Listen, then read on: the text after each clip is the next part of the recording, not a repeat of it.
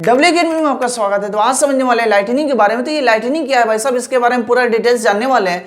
तो lightning means बिजली का चमकना। तो ये बिजली का चमकना क्या है या कितने नुकसानदेह है, कैसे होता है कैसा नहीं होता, इसके बारे में पूरा डिटेल्स जानने वाले हैं हम। तो वीडियो को एंड तक देखें ताकि वीडियो आपको पूरा समझ में आ जाए, क्योंकि यह वीडियो बहुत ही इंपॉर्टेंट है। तो प्लीज़ वीडियो को एंड तक देखें और वीडियो को लाइक शेयर एंड सब्सक्राइब तो जरूर कर लें।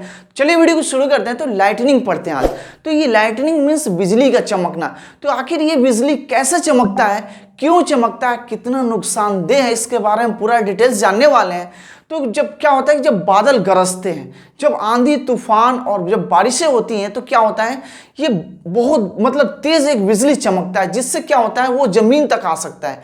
वो जमीन पे आ जाएगा या फिर पेड़ पे गिर सकता है या फिर किसी इंसान के ऊपर या फिर कोई कार के ऊपर या फिर बड़ी बड़ी बिल्डिंगें के ऊपर गिर सकता है, जिससे बहुत ही नुकसान पहुंचा सकता है। तो आखिर ये क्या रीजन है जिसके कारण इतनी लाइटनिंग होता है, इसके कितने वोल्ट होते हैं, इसके बारे में पूरा डिटेल्स जानेंगे। तो लाइटनिंग एक इलेक्ट्रोस्टैटिक चार्ज है, जो इलेक्ट्रिकल चार्ज पॉजिटिव और नेगेटिव चार्ज होता है, जिसके थ्रू लाइटनिंग होता है। तो आपको बताते हैं कि लाइटनिंग में कितने वोल्टेज होते हैं। तो इसमें 300 मिलियन वोल्टेज क्या होता है आपके जमीन पर आ सकते हैं, या फिर कोई घर पे गिर सकते हैं, या फिर कोई इंसान के ऊपर गिर सकता है, या फिर पेड़ों के ऊपर गिर सकता है, जिससे बहुत ही नुकसान पहुंचा सकता है।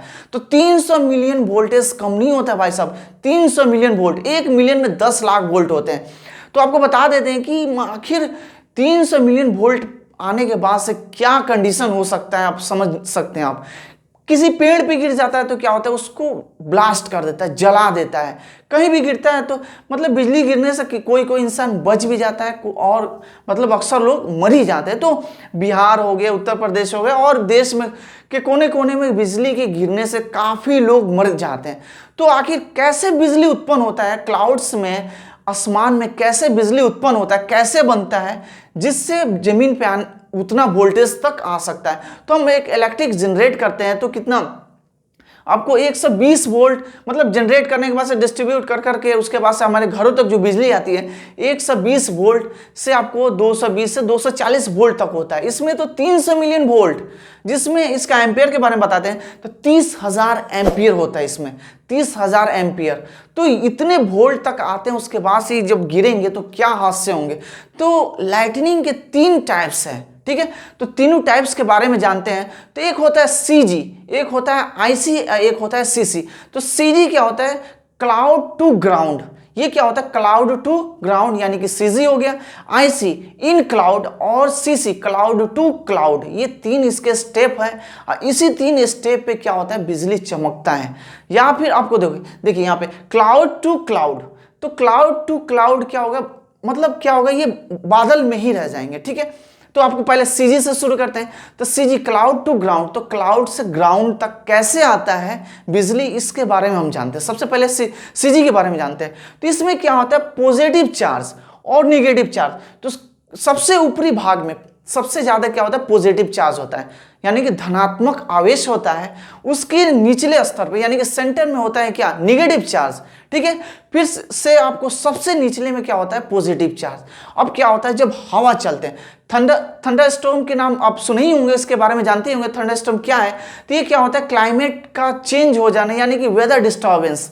वेदर डिस्टर्बेंस इससे पहले मैंने वीडियो में बना चुका है, जो क्लाइमेट का चेंज हो जाना, हद से ज़्यादा बारिश हो जाना, यानी कि ग्लोबल वार्मिंग का जो है, यानी कि अचानक से बारिश हो जाना, आपका जो मौसम है डिस्टर्ब हो जाना, ज़्यादा गर्मी पड़ जाना, आंधी तूफान आ जाना या फिर बर्फ गिरने लगना, ये थंडरस्टॉर्म में आ जाएगा। और थंडर क्लाउड, एक होता है थंडर क्लाउड, ये भी आपको इसमें आ जाएगा। जैसे ओलावृष्टि होने लगना, बर्फ का बूंदीबारी या भारी बारिश होना, आंधी तूफान आने लगना, ये थंडर क्लाउड के रूप में क्या होता है, आमतौर से ये जुड़ा हुआ रहता है, जो एक चैन के द्वारा जुड़ा होता है, एयर टू एयर, यानी कि वायु से वायु टू वायु, यानी कि एयर टू एयर, जो एक चैन के द्वारा जुड़ा रहता है, जिससे क्या होता है, लाइटनिंग होता है। तो अब क्या होता है कि इसमें पॉजिटिव चार्ज और निगेटिव चार्ज, जब इसमें हवा आते हैं या फिर छोटी छोटी बूंदें आती हैं, जो शुष्क ड्रॉपलेट आते हैं, उस पानी के ड्रॉपलेट्स होते हैं, जो वाटर ड्रॉपलेट्स होते हैं, उसमें क्या होता है, जब चलते हैं या फिर नमी होती है, हवा होती है, तो ये क्या होता है, पॉजिटिव हो जाते हैं। क्या होते हैं, धनात्मक हो जाते हैं, यानी कि और ऋणात्मक होता है, जिससे क्या होता है एक चार्ज उत्पन्न होने लगता है, ये आयोनाइज्ड हो जाता है, आयनित होने लगते हैं, जिसके कारण क्या होता है पॉजिटिव चार्ज होता है और निगेटिव चार्ज होता है,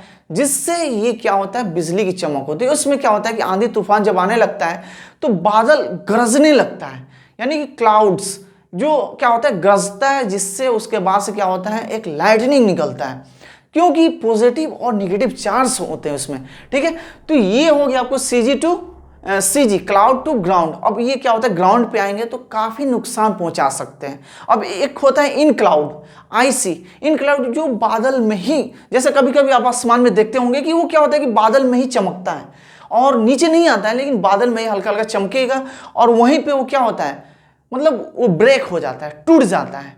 उसके बाद से एक होता है CC, वो तो CC हो गया। इन क्लाउड वो एक होता है बादल के अंदर, एक हो गया CC। तो क्लाउड टू क्लाउड वो बादल में ही केवल हो जाता है।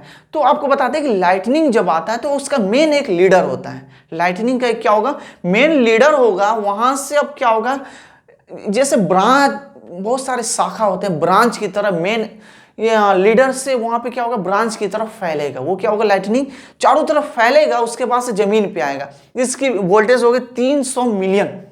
गिरने के बाद से क्या होगा इस, और अब आते हैं इसके बारे में, इसके टेम्परेचर कितनी होती है, तो इसके टेम्परेचर के बारे में जानते हैं। तो इसकी रिटर्न स्टॉक चैनल एक होता है जिसमें इसकी टेम्परेचर हो जाता है 30,000 degree Celsius, sorry 30,000 degree Celsius इसका होता है। जो रिटर्न स्टॉक चैनल होता है 30,000 डिग्री सेल्सियस। अब इसका लीडर स्ट्रोक जो होता है 30 मिली सेकेंड में जमीन पर आता है। ये 30 मिली सेकेंड पे क्या होता है ये लीडर इसका स्ट्रोक होता है 30 मिली सेकेंड में जमीन पर आता है और वापस 100 माइक्रो सेकेंड में क्लाउड तक क्या होता है ये वापस चला जाता है। तो ये रीजन होता है जिससे क्या होता है लाइटनिंग होता है।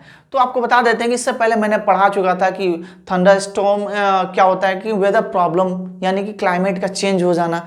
तो ये काले, और इससे पहले आपको बता देते क्लाउड बर्स्ट, यानी कि जो अमरनाथ यात्रा में जो हुआ था, इससे पहले मैंने वीडियो में बना चुका है, उसको डिस्क्रिप्शन में 2 लिंक डाल देंगे, एक ग्लोबल वार्मिंग एंड एक क्लाउड बर्स्ट। तो इसको वीडियो को देख लेंगे ना तो ये वीडियो बहुत आसान लगेगी। तो क्लाउड बर्स्ट आपको बता ही दिया था कि बादल का फटना कैसे होता है।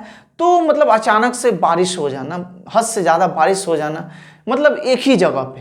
तो क्यों हो जाना इसके बारे में पूरा डिटेल्स आपको लिंक में मिलेगा, तो उसको देख लीजिएगा। क्या होता है कि बादल जब एक हवा क्या होता है, एक गर्म हवा और ठंडी हवा आपस में मिलता है तो ये क्या होता है एक संघनित होने लगता है, यानी कंडेंसिंग होने लगता है, जिससे अब क्या होता है कि एक जगह वो बादल कहीं रुक जाएंगे, जिससे हद से ज़्यादा बारिश हो जाएगा।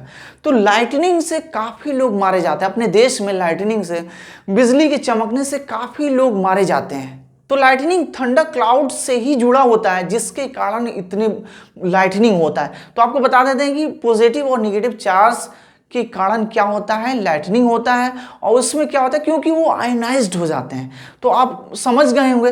तो इससे बहुत बड़े बड़े हादसे हो जाते हैं। तो इसकी क्या बचाव हो सकती है, तो इसके बारे में पूरा डिटेल्स जानते हैं। तो बचाव के लिए क्या करना होगा आपको, जैसे लोग तो बड़ी बड़ी बिल्डिंगें बना लेते हैं, 4 फ्लोर 5 फ्लोर 20 फ्लोर बना लेते हैं, लेकिन लाइटनिंग का अपना कोई सिस्टम नहीं बना पाते हैं। बहुत सारे डिवाइसेस हैं जिससे आप लाइटनिंग से बच सकते हैं। ये किसी को नहीं छोड़ सकता है, घर पे गिर सकता है, पेड़ पे गिर सकता है। जैसे पेड़ पे गिरता है तो आग क्यों लग सकता है, इसके बारे में समझते हैं। तो पेड़ पे गिरने के बाद से क्या होता है उतनी सारे वोल्टेज होती है, इसकी टेम्परेचर पे हद से ज़्यादा होता है, जिसके कारण वो क्या होता है उसके अंदर की जो पानी होती है, पेड़ के अंदर की जो पानी होती है उसको क्या करता है वाष्पीकरण करने लगता है, जिससे क्या होता है वो ब्लास्ट कर जाता है, विस्फोट हो जाता है, फट जाता है, जिससे वो क्या होता है उसके बाद से जब सूख जाएगा तो क्या होगा उसमें आग पकड़ लेगा। अभी कुछ दिन पहले पवन ऊर्जा जो समुद्र किनारे लगाया जाता है, पंखी में उस पर बिजली गिर गया जिससे आग लग जाता है। तो बिजली गिरने से आग क्यों लग जाता है, तो आपको पहले भी बता दें कि इसकी टेम्परेचर हाई होती है, इसकी वोल्टेज हाई होती है, जिसके कारण आग लग जाती है। तो बड़ी बड़ी बिल्डिंगें पर क्या करते हैं कि बुर्ज, जैसे दुबई के बुर्ज खलीफा पे, उस पर क्या होगा कि लाइटनिंग आएगी, बिजली क्या होगा उस पर गिरेगा तो कोई मतलब कोई नुकसान नहीं कर सकता है, क्योंकि वो अपना सिस्टम बनाया, वो बहुत सारे डिवाइसेस लगाया हुआ है जिससे उस लाइटनिंग को क्या करेगा, ब्रेक कर देगा, तोड़ देगा और कोई नुकसान नहीं होगा।